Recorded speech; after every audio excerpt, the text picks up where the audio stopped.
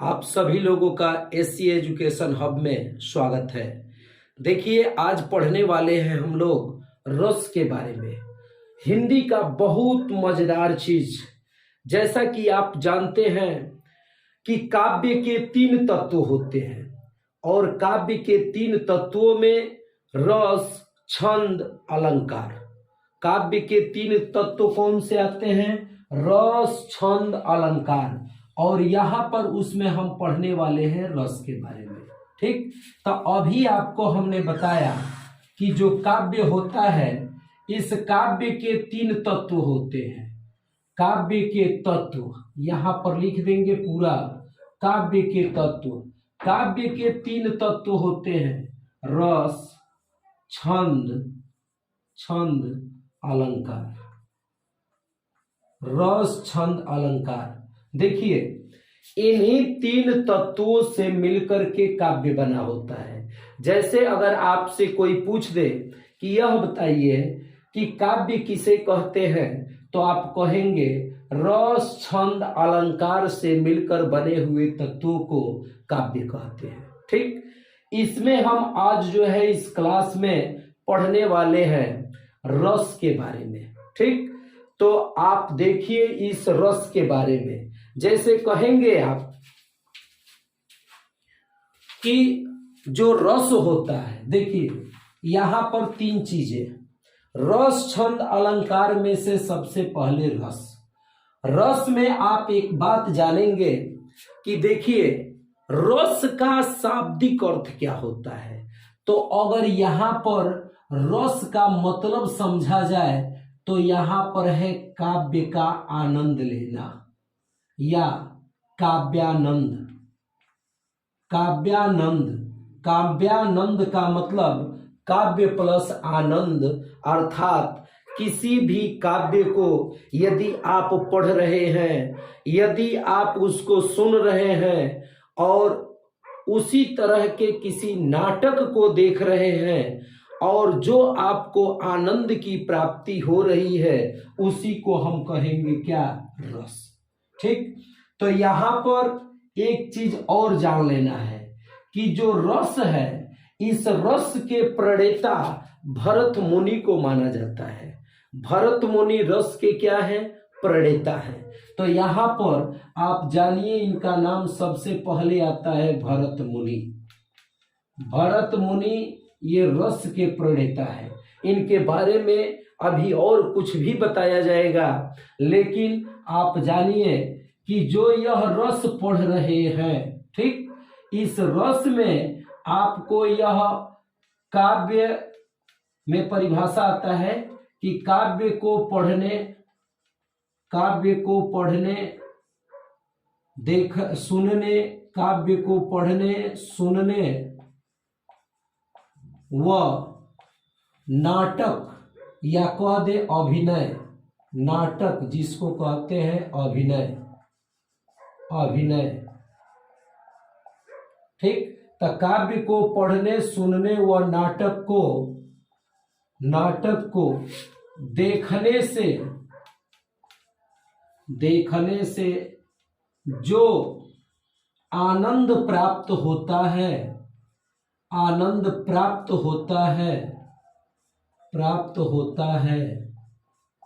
उसे रस कहते हैं। रस कहते हैं। सबसे पहले आप परिभाषा जान गए। यहां पर परिभाषा जान गए हैं कि काव्य को पढ़ने, सुनने व नाटक अर्थात अभिनय को देखने से जो आनंद प्राप्त होता है उसे रस कहते हैं। लेकिन अब यहां पर आप चलेंगे कि भाई रस का निर्माण किससे हुआ है। ठीक, तो रस के निर्माण में आप देखेंगे कि यहाँ पर रस के निर्माण करने के लिए इसके 4 अंग हैं। रस के कितने अंग हैं? तो यहाँ पर कहेंगे रस के 4 अंग हैं। कौन कौन है? तो ध्यान से देखिए, रस के 4 अंग यहाँ पर कहेंगे के अंग, रस के अंग। तो अंग में सबसे पहले आता है स्थाई भाव। ठीक, इसके बाद दूसरा आता है विभाव, विभाव, और इसके बाद तीसरा आता है अनुभाव, अनुभाव, और चौथा आता है संचारी भाव। पहले तो सबसे पहले आप याद रखेंगे इन चारों नामों को, ठीक। तो अस्थाई भाव, विभाव, संचारी भाव, अनुभाव, ये चारों क्या है? रस के अंग हैं, और इन चारों अंगों को मिला करके रस का निर्माण हुआ है। तो आज जो है इसमें हम अस्थाई भाव, विभाव, अनुभाव और संचारी भाव चारों के बारे में पढ़ेंगे। देखिए, सबसे पहले पॉइंट बनता है अस्थाई भाव, ठीक। तो नाम से चलिए, इसका नाम है अस्थाई भाव, अर्थात कहने का मतलब कि जो भाव हमारे हृदय में अस्थाई रूप से पड़ा होता है, या जो भाव हमारे हृदय में अस्थाई रूप से रहता है, विराजमान है, उसे हम क्या कहते हैं? अस्थाई भाव। तो यहाँ पर अस्थाई भाव में जानेंगे कि कौन सा जो रस है, अर्थात कौन सा भाव है जो हमारे हृदय में अस्थाई रूप से पड़ा रहता है। तो देखिए, यहाँ पर अस्थाई भाव हमारे हृदय में तो विराजमान रहता ही है, लेकिन यहाँ पर अगर आपसे एक प्रश्न कोई पूछ दे कि अस्थाई भाव की संख्या कितनी है, तो देखिए, अस्थाई भाव की संख्या 9 मानी गई है। अस्थाई भाव की संख्या कितनी मानी गई है? 9। लेकिन अगर यहीं पर भरत मुनि की बात किया जाए तो भरत मुनि ने रसों की संख्या कितना माना है? 8। रसों की संख्या 8 माना है। किस आधार पर? अस्थाई भाव के आधार पर। तब भरत मुनि ने रसों की संख्या 8 मानी है, तो रसों की संख्या 8 किसके आधार पर मानी है? अस्थाई भाव। तो उन्होंने कहा है ना, भरत मुनि ने कहा है कि जो अस्थाई भाव है वो कितने हैं? केवल 8 है। किसको उन्होंने नहीं माना है? तो जो शांत रस का अस्थाई भाव निर्वेद है, उस निर्वेद को इन्होंने अस्थाई भाव नहीं माना है। किसने? भरत मुनि ने। तब भरत मुनि के अनुसार रसों की संख्या 8 होती है, क्योंकि उसके अस्थाई भाव भी कितने होते हैं? 8 होंगे। तो अस्थाई भाव 8, इसलिए रसों की संख्या भी 8 है। लेकिन आचार्य मम्मट ने या और आचार्यों ने रसों की संख्या कितनी मानी है? 9। किसके आधार पर? अस्थाई भाव की संख्या के आधार पर। तो चलिए, अस्थाई भाव की संख्या मानी गई है कितना? 9।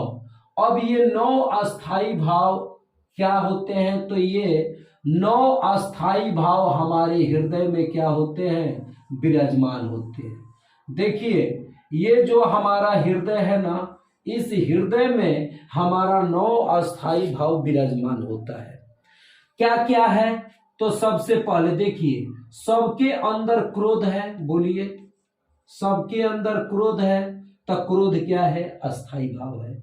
इस हृदय में सबके अंदर शोक है, तो कहिए कि हाँ, सबके हृदय में अस्थाई रूप से पड़ा हुआ है शोक। इसके बाद आपका जो तीसरा है, ये हास। हास का मतलब होता है हंसी, सबके अंदर है। वो भी कहाँ पर? कहने के लिए हृदय में विराजमान है।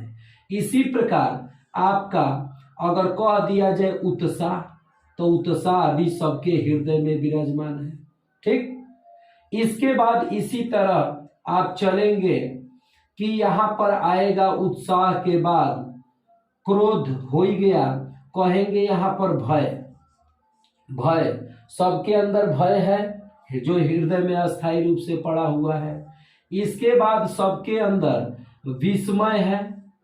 विस्मय, विस्मय को कहते हैं आश्चर्य। इसके बाद आपका अगर कह दिया जाए तो यहाँ पर आ रहा है निर्वेद। निर्वेद, और निर्वेद कहते हैं शांत रस को, अर्थात शांत रस का स्थायी भाव निर्वेद। निर्वेद का मतलब किससे है? शांत से है। इसके बाद आपके अस्थाई भाव में एक यहां पर लिख लीजिए जुगुप्सा। जुगुप्सा, जुगुप्सा को कहते हैं घृणा। जुगुप्सा को क्या कहेंगे? घृणा। तो देखिए यहां पर एक और आपका बचा हुआ है जिसको कहते हैं निर्वेद हो ही गया, विस्मय हो गया, भय, उत्साह, 1 2 3 4 5 6 7 8। ठीक, यहां पर एक बचा हुआ है। जानते हैं वो कौन सा एक है? तो कह देंगे यहां पर कि जुगुप्सा, क्रोध, शोक, हास, उत्साह, भय, विस्मय, निर्वेद। इसके बाद बच रहा है रति। देखिए वेरी इंपॉर्टेंट चीज रति। और रति जिसको कहते हैं प्रेम। रति का मतलब होता है प्रेम। तो यहां पर आपके हृदय में 9 अस्थाई भाव पड़े हुए हैं। जुगुप्सा, घृणा। देखिए आप किसी भी चीज को देखते हैं, जैसे कि मान लीजिए कि कोई पशु मरा हो और उसके सामने से आप गुजर रहे हो, आप देखेंगे तो घृणा टाइप का हो जाता है। अर्थात वह जुगुप्सा नामक अस्थाई भाव आपके अंदर क्या होता है? जग जाता है। इसी प्रकार क्रोध है। आप किसी बात को लेकर के और क्रोध में आ जाते हैं, वही है अस्थाई भाव जो हृदय में पड़ा रहता है। शोक है, तो शोक कब उत्पन्न होगा? जब कोई विपत्ति आती है तो लोग शोक में पड़ जाते हैं, तो शोक भी हमारे हृदय में है। हास माने हंसी है, ये है। उत्साह है, ये है। भय है, विस्मय है, निर्वेद है और रति है। आइए हम चर्चा करते हैं कि एक जो 10वां रस है, 10वां अस्थाई भाव, तो 10वां अस्थाई भाव कहा गया है वात्सल्य को। वात्सल्य 10वां अस्थाई भाव है।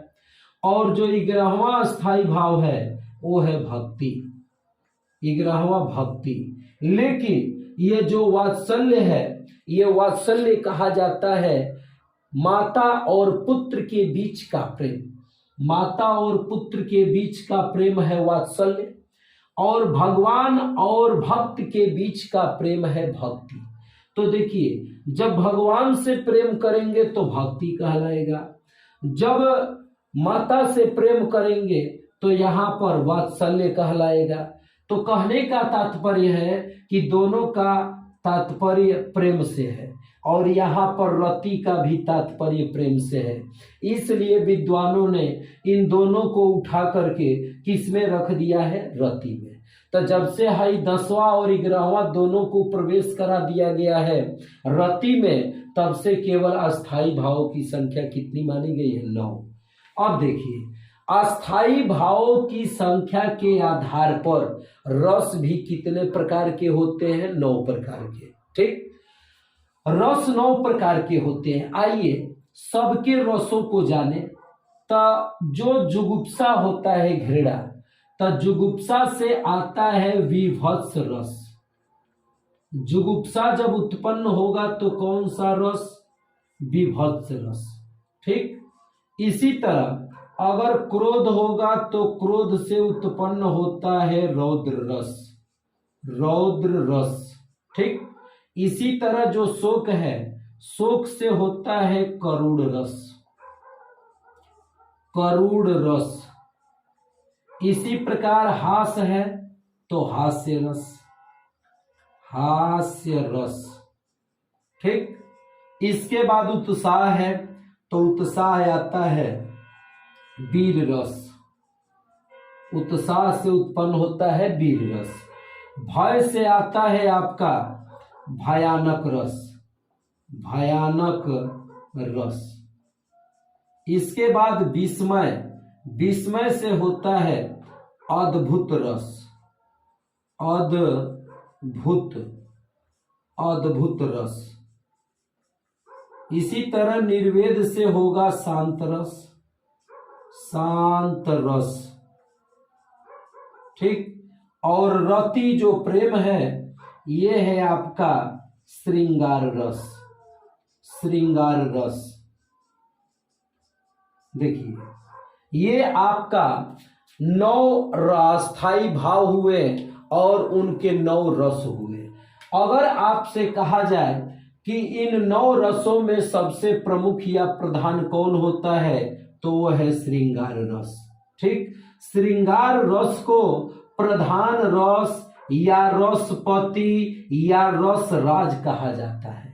देखिए, श्रृंगार जो रस है, श्रृंगार, इस श्रृंगार रस को क्या कहा जाएगा, तो इस श्रृंगार रस को रसराज, रसों का राजा या रसपति, रस का मालिक कहा जाता है। तो सबसे ये श्रृंगार रस क्या होता है, सभी 9 रसों में प्रधान होता है। अभी बताए हैं कि भरत मुनि ने रसों की संख्या 8 मानी है। किसको रस नहीं माना है, तो निर्वेद अर्थात शांत रस को भरत मुनि ने शांत रस को रस नहीं माना है। इस प्रकार भरत मुनि के द्वारा केवल रसों की संख्या कितनी है, 8। तो ये आप पढ़ रहे हैं अस्थाई भाव। ठीक, तो अस्थाई भाव 9 जान गए और 9 का रस जान गए। अब इसके बाद हम चलेंगे किस पर, विभाव पर। किस पर चलेंगे, विभाव पर। देखिए, यहां पर बात आती है विभाव। तब विभाव का परिभाषा ये होता है कि जो भाव अस्थाई भाव को क्या करे, जगा दे। तो जो भाव अस्थाई भाव को जगा देगा उसे विभाव कहते हैं। अर्थात अस्थाई भाव को जागृत करने वाला भाव विभाव कहलाता है। विभाव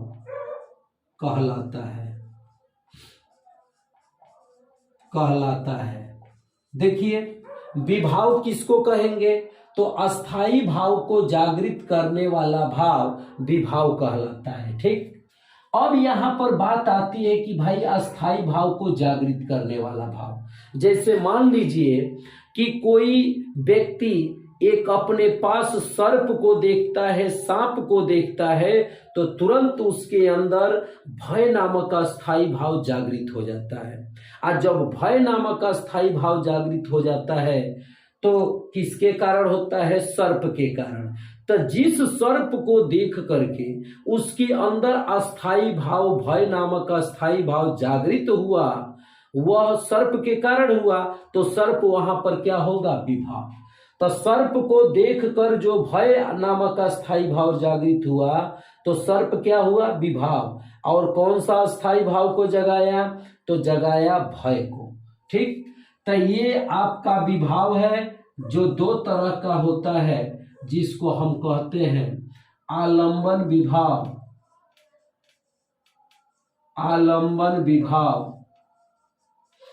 और दूसरा होता है उद्दीपन विभाव।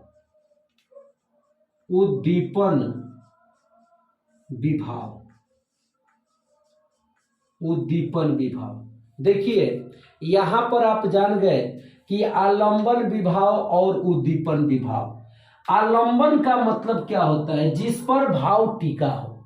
जैसे अभी बताए हैं कि सर्प को देखकर डर जाना, तो ये बताइए हमारा भाव किस पर टिका है, सर्प पर।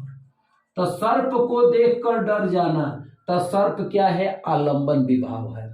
आज जब वही सर्प फुफकारना शुरू करे, हमारी तरफ आना शुरू करे, तो उद्दीपन का मतलब कि जो भी हमारे अंदर का भाव है वो और उद्दीप्त होगा, उत्तेजित होगा।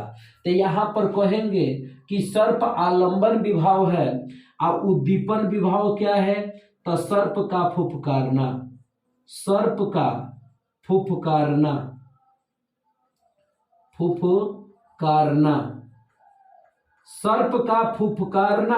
ये क्या है, उद्दीपन विभाव। केवल सर्प क्या है, आलंबन विभाव।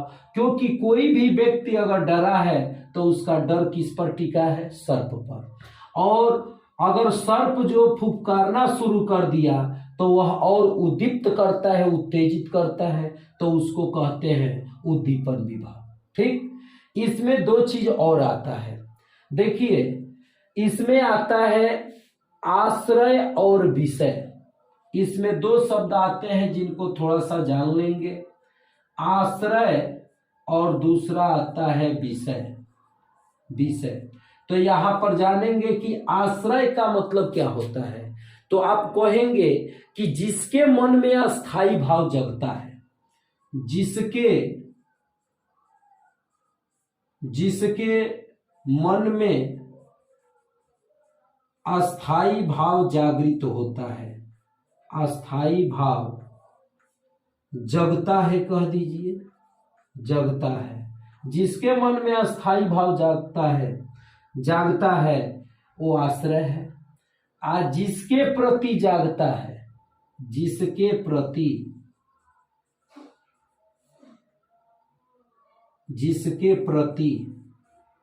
जागता है, तो जिसके प्रति जागता है वो विषय, और जिसके मन में अस्थाई भाव जागता है वो आश्रय। जैसे जो व्यक्ति डर गया, तो डर गया तो वो क्या हो गया, आश्रय हो गया। आज सर्प की वजह से वो क्या हुआ, डरा, तो सर्प वहां पर क्या हो गया, विषय।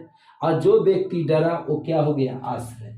तो यहाँ पर आप जान गए विभाव के बारे में, आलंबन विभाव और उद्दीपन विभाव। इसके बाद जानेंगे अनुभाव। देखिए आपका तीसरा पॉइंट बन रहा है अनुभाव। अनुभाव किसको कहते हैं, तो सुनिए। अनु का मतलब होता है पीछे या बाद में।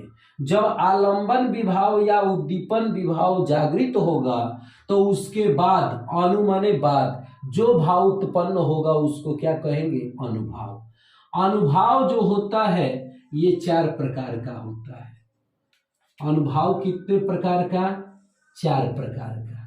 ठीक, अनुभाव 4 प्रकार में आता है। सात्विक अनुभाव, सात्विक अनुभाव, मानसिक अनुभाव, मानसिक अनुभाव, इसके बाद कायिक अनुभाव, कायिक के बाद आप कहेंगे आहार्य अनुभाव, आहार्य अनुभाव।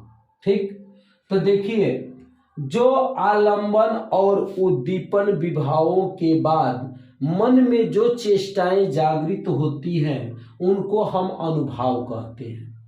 सात्विक अनुभाव माने, सात्विक अनुभाव के बारे में थोड़ा सा समझिए।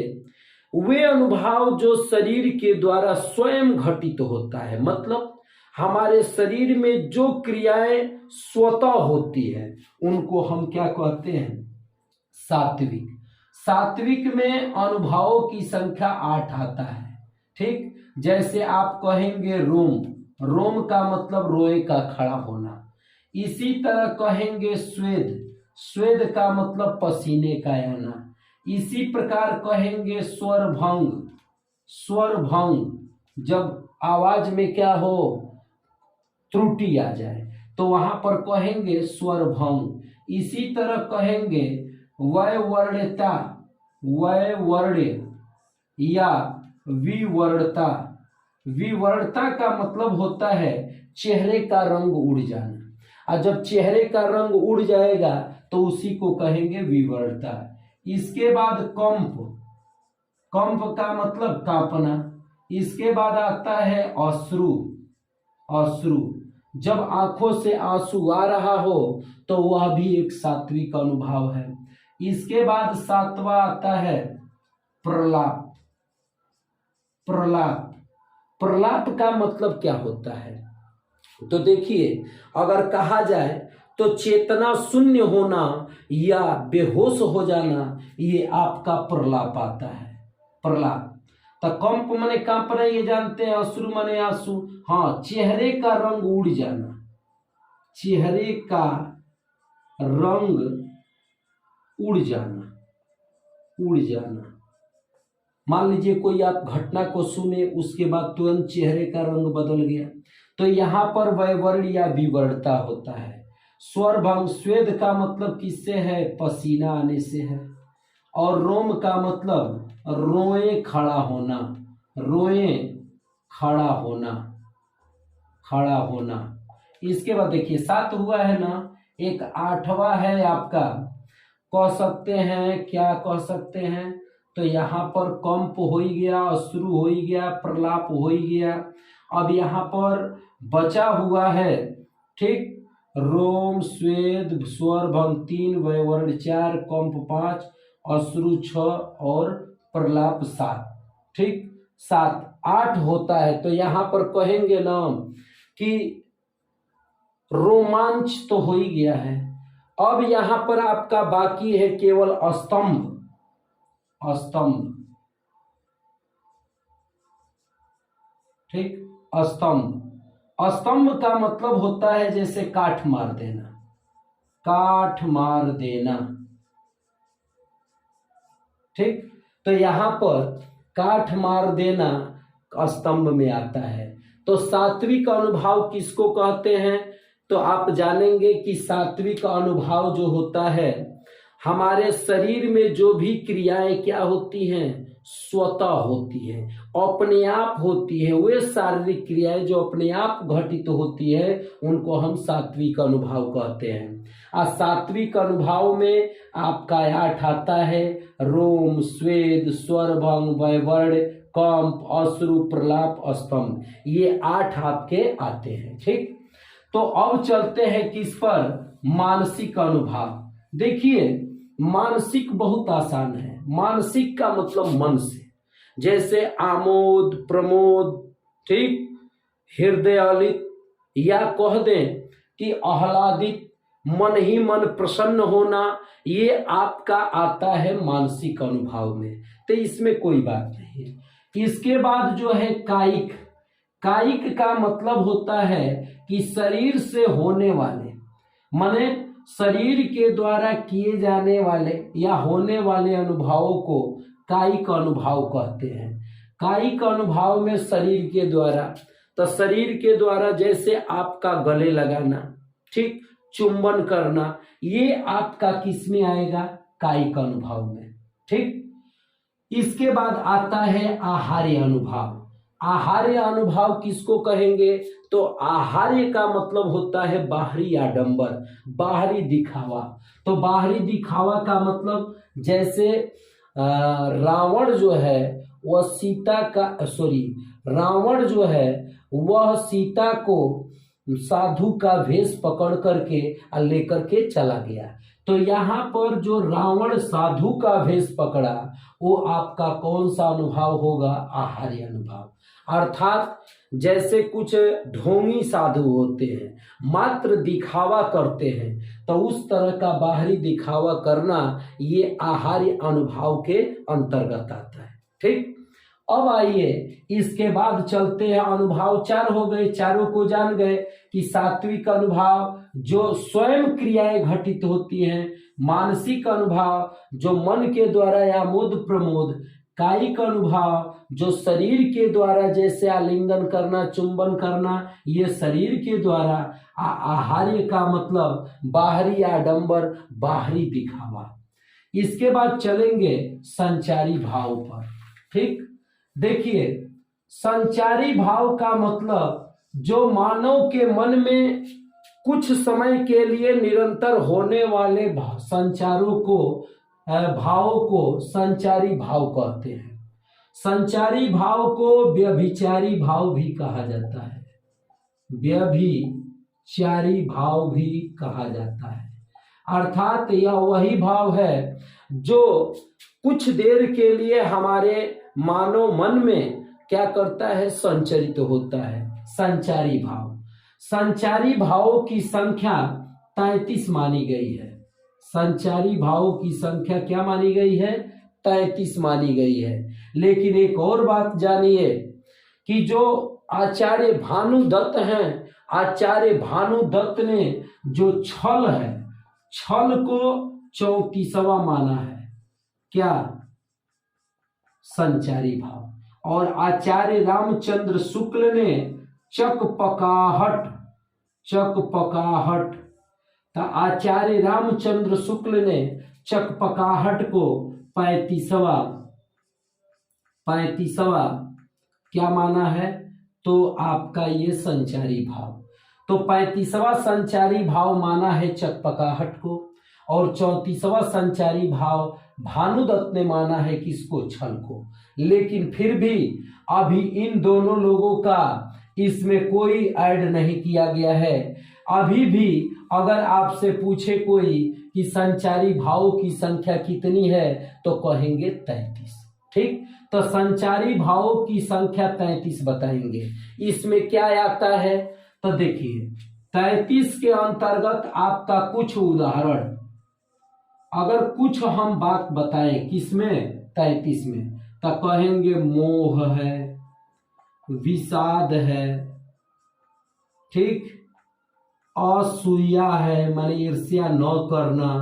इसके बाद जो आता है आपका मृत्यु है, आलस है, और उसके बाद मद है, मद माने घमंड है। ये इसी तरह आपका 33 आता है किसमें, संचारी भाव में। तो केवल आपको याद रखना है कि संचारी भाव में को व्यभिचारी भाव कहते हैं और इनकी संख्या कितनी है, 33 है। तो देखिए यहाँ पर आपके रस के चारों अंग को बताया गया, अस्थाई भाव को, विभाव को, अनुभाव को और संचारी भाव को। तो चलिए आज जो है रस में ये आप प्रकार पढ़ लिए, रसों के अंग पढ़ लिए और रसों के अंग में आप अस्थाई भाव, विभाव, अनुभाव, संचारी भाव को समझ लिए। अब जो है हम अगले क्लास में रस के प्रकार लेकर उपस्थित होंगे। तब तक के लिए धन्यवाद।